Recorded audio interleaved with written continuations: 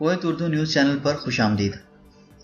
60 سالہ عمر رسیدہ افراد کے اقاموں کی تجدید نہ کرنے کے فیصلے سے کویت میں مقیم تارکین وطن فیملیز الجھن کا شکار ہو چکی ہیں۔ آبادیاتی صورتحال سے نمٹنے کے لیے کمیٹی کی رپورٹ تقریباً تیار کر لی گئی ہے۔ یہ تھی ہیڈ لائنز، بڑھتے ہیں تفصیلات کی جانب۔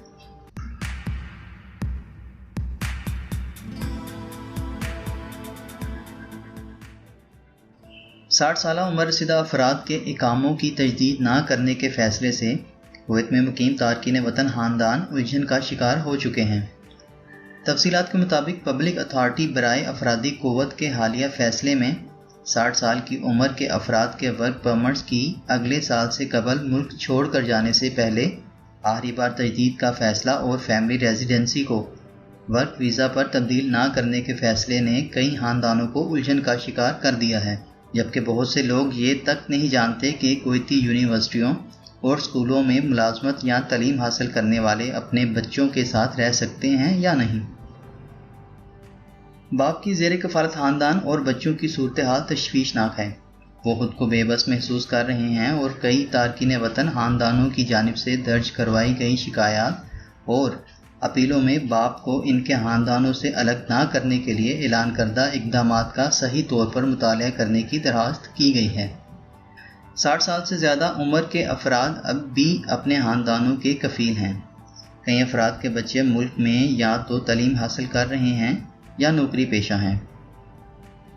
سینکڑوں تارکین وطن مختلف تجارتی سرگرمیوں جیسے تجارت، کانٹریکٹس یا دیگر سرگرمیوں میں حصہ لے رہے ہیں اور ان کے ملک چھوڑنے سے معیشت کو منفی نقصان پہنچے گا۔ کویتی سوسائٹی برائے انسانی حقوق کے اسسٹنٹ سیکرٹری جنرل وکیل عطیاب الشتی نے تصدیق کی کہ 60 سال یا اس سے اوپر عمر کے تارکین وطن مزدوروں کے ساتھ معاملات طے کرنے کے فیصلوں کا اطلاق ان لوگوں پر نہیں ہوتا ہے جن کی ملک میں سرمایہ کاری ہے۔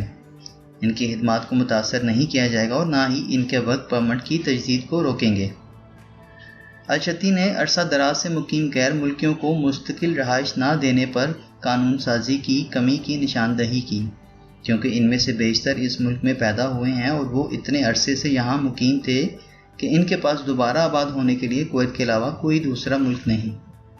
اس کے علاوہ وہ اپنی تمام رقم کویت میں ہی خرچ کرتے ہیں۔ الشتی نے اپنی رائے کا اظہار کرتے ہوئے کہا کہ سب سے مناسب فیصلہ تو یہ ہے کہ کویت میں پیدا ہونے والے اور اپنی زندگی کے 60 سال کویت میں گزارنے والوں کو مستقل رہائش فراہم کر دی جائے، کیونکہ ایسے لوگ کویت سے جذباتی وابستگی رکھتے ہیں۔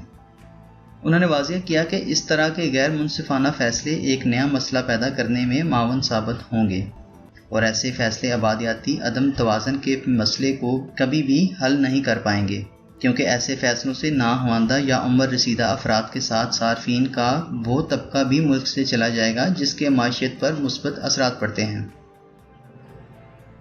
وکیل اور انسانی حقوق کے کارکن محمد العتیبی حیرت زدہ ہیں کہ لیبر انتظامیہ نے اس مقصد کے لیے فیصلے جاری ہونے سے پہلے ہی زبانی ہدایات کے مطابق عمل کیا اور بغیر کسی سرکاری فیصلے کے لین دین کو مکمل کرنے سے انکار کر دیا۔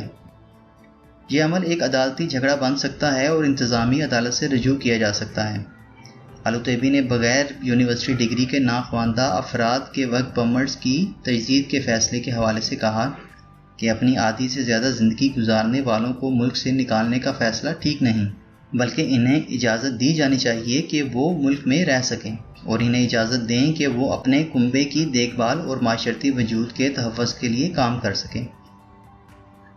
دوسری خبر کی تفصیلات کے مطابق پارلیمنٹ کی ہیومن ریسورس ڈیولپمنٹ کمیٹی کے چیئرمین خلیل الصالح نے اعلان کیا ہے کہ کویت میں آبادیاتی صورتحال کے بارے میں کمیٹی کی رپورٹ تقریباً تیار ہے۔ پارلیمانی ذرائع کے مطابق کویت میں آبادیاتی صورتحال کے بارے میں قومی اسمبلی کے اسپیکر مرزوق الغانم اور ممبران پارلیمنٹ رکن النیز احمد الفاہد، خالد الشتی اور ناصر الدوسری کی پیش کردہ تجویز نے ممبروں میں زبردست اتفاق رائے حاصل کر لیا ہے۔ ذرائع کا کہنا ہے کہ لیبر مارکیٹ میں الجھن پیدا ہونے سے بچنے کے لیے کچھ ملازمتوں میں تارکین وطن کی تعداد میں بتدریج کمی زیادہ مناسب ہے تاکہ ان کی جگہ کویتی شہریوں کو تعینات کیا جا سکے۔ انہوں نے روشنی ڈالی کہ کچھ نیشنلٹیز کے لیے کوٹا سسٹم کے اطلاق میں تضاد ہے۔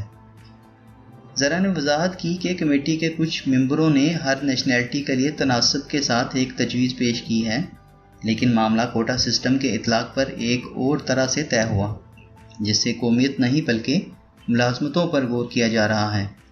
اس کا مطلب ہے کہ کسی خاص عہدے پر کام کرنے والے تارکین وطن کی تعداد 20% سے زیادہ نہیں ہونی چاہیے۔ روزنامہ الرائے کی خبر کے مطابق ہر سال اس ملک کی ضرورت کے مطابق اس تعداد کا جائزہ لیا جائے گا، جب تک کہ ان افراد کے مختلف شعبوں میں سروس اگلے 5 سالوں میں ختم نہ ہو جائے۔ ذرائع نے تصدیق کی کہ قانون کے آرٹیکلز میں کویتی شہریوں کے اہل ہونے کے لیے تربیتی مراکز کی فراہمی اور کویتی شہریوں کو کچھ ملازمتوں میں کام کرنے کی ترغیب دینے کے لیے آگاہی پروگراموں کا قیام شامل ہے۔ رکن پارلیمنٹ حلیل الصالح نے وضاحت کرتے ہوئے کہا کہ یہ رپورٹ جلد ہی تیار ہوگی، کیونکہ ہم توقع کرتے ہیں کہ جوڈیشل میمو آج کل میں پہنچ جائے گا۔ اس رپورٹ میں لیبر مارکیٹ پر اثرات کو کم کرنے کی ضرورت کو بھی مد نظر رکھتے ہوئے تارکین وطن کی تعداد کو کم کرنے پر توجہ دی جائے گی، کیونکہ اس کا انحصار غیر ملکی کارکنان کے لیے زیادہ سے زیادہ حد طے کرنے پر ہے۔ 6 مہینوں کے اندر اندر متعدد کیٹیگریز کو اس سے خارج کر دیا جائے گا، تاکہ ملک میں تارکین وطن محنت کشوں کی ضرورت کو بیان کیا جا سکے۔ انہوں نے کہا کہ اس رپورٹ میں موقف اختیار کیا گیا ہے کہ وزراء کونسل ان تارکین وطن کی حیثیت ختم کر دے گی جو سرکاری، نجی اور تیل کے ان 3 لیبر مارکیٹ شعبوں میں زیادہ ہیں۔ چونکہ کویت اردو نیوز پر کوئی بھی خبر بغیر کسی حوالے کے اپلوڈ نہیں کی جاتی، لہٰذا ہم آپ کو بتاتے چلیں کہ یہ دونوں خبریں کویت کے مقامی خبر رساں ادارے عرب ٹائمز میں انگریزی زبان میں شائع کی جا چکی ہیں، جس کا اردو ترجمہ کر کے ہم نے آپ تک پہنچایا۔ چینل کو سبسکرائب کر کے بیل کے آئیکن کو ضرور دبائیں۔ اپنا بہت سا خیال رکھیں۔ اللہ حافظ۔